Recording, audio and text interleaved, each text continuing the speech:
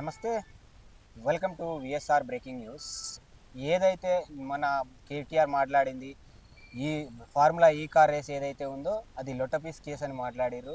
దాని గురించి మనతో మాట్లాడడానికి హైదరాబాద్ సిటీ ఎస్టీ సెల్ మాజీ అధ్యక్షులు ప్రతాప్ సింగ్ గారు మనతో ఉన్నారు.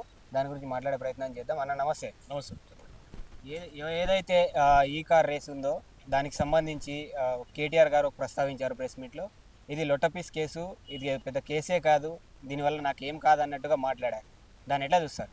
చూడండి, ఇప్పుడు కేటీఆర్ గారు లొట్టపీస్ కేసు అని చెప్తున్నారు. 50 కోట్లు అని చెప్పేసి ఆ రోజు ఈ కార్ రేస్ కేసులో వారికి ముడుపులు అందిందని ఒక సిబిఐ మరి దర్యాప్తులో పిలిస్తే ఆయన ఏమన్నాడు, అక్కడ వచ్చి నాకు తెలంగాణ పోలీసుల మీద కానీ తెలంగాణ వ్యవస్థ మీద కానీ నాకు నమ్మకం లేదని చెప్పేసి ఆయన వాళ్ళ లాయర్లను తీసుకొచ్చి తప్పించుకొని పారిపోవడం జరిగింది. అది లొట్టపీస్ కేసు అయితే, నువ్వు నిజంగా నిరపరాధుడు అయితే నువ్వు ఎందుకు పారిపోయావు ఆ రోజు? నువ్వు నిజంగా నిష్పక్షపాతి అయితే విచారణకు హాజరు కావాలి. సిబిఐ, ఏసీబీ అన్నిటికీ సిద్ధంగా ఉండాలి. అలా కాకుండా వీళ్ళు ఏం చేస్తున్నారు, కేవలం న్యాయస్థానాలను అడ్డం పెట్టుకొని ఇది లాయర్లను అడ్డం పెట్టుకొని కాలయాపన చేస్తూ ఒక నేరస్తుల్లాగా వాళ్ళు ఏం చేస్తే తప్పించుకోవడం జరుగుతుంది తప్ప, కేటీఆర్ ఖబర్దార్, నువ్వు ఎప్పుడు తప్పించుకోలేవు. నువ్వు ఈ కార్ రేస్లో కానీ ఫోన్ ట్యాపింగ్ కేసులో కానీ కాంగ్రెస్ ప్రభుత్వం నీకు తప్పకుండా అరెస్ట్ చేస్తుంది. మేము కాంగ్రెస్ పార్టీ తరఫున ఒకటే డిమాండ్ చేస్తున్నాము, కేటీఆర్ తప్పకుండా ఈ కార్ రేస్లో 50 కోట్ల దాంట్లో అతనికి ముడుపులు అనేది అందిన వాట వాస్తవం. ఒక ప్రభుత్వ అధికారులు విచారణ పిలిచినప్పుడు నువ్వు ఎందుకు పారిపోతున్నావు? హాజరు కావాలి.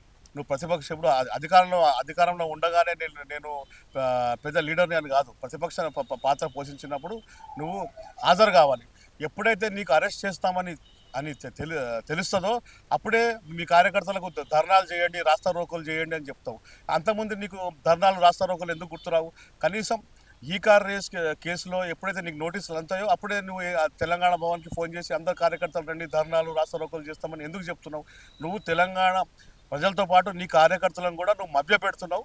ఇది తెలంగాణ రాష్ట్రం మొత్తం చూస్తుంది.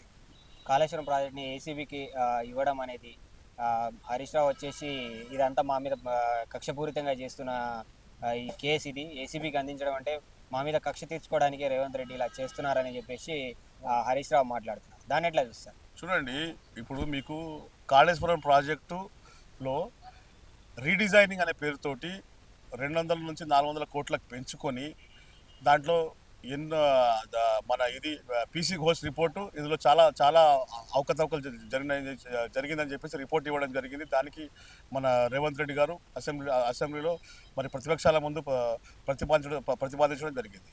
నేను ఒకటే చెప్తున్నాను, న్యాయ వ్యవస్థకు అందరూ బద్దులై ఉండాలి. ఎందుకంటే నువ్వు తప్పు చేయనప్పుడు అన్యాయం అంటానికి లేదు, నువ్వు విచారణకు హాజరు కావాలి. వీళ్ళు ఇట్లాగే తప్పించుకుంటున్నారు. వీళ్ళు కేసీఆర్ కుటుంబం ఎప్పటికీ తప్పించుకోలేదు. వారు కంపల్సరీ వరుసగా అందరి కుటుంబం అరెస్ట్ అవుతుంది. ఏది కాళేశ్వరంలో తప్పకుండా 1000 కోట్లు దోచుకున్నారు. కాళేశ్వరం కట్టారనుకో, సపోజ్ కడితే మరి అప్పుడే ఎందుకు కూలిపోయింది? అప్పుడే ఎందుకు కొన్ని చోట్ల పంప్ హౌజులకు కూలిపోయినాయి? మరి నల్గొండల ప్రాజెక్టులో ఒక కాంగ్రెస్ కట్టింది, నాగార్జున సాగర్ 40 ఏళ్ల కింద, అదెందుకు కూలిపోలేదు? మొన్న కట్టిన ఎందుకు కూలిపోతున్నాయి?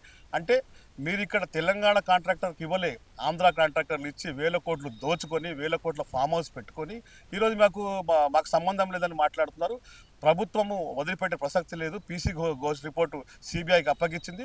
తప్పకుండా హరీష్ రావుని విచారించి Subscribe us and press the bell icon for more interesting updates.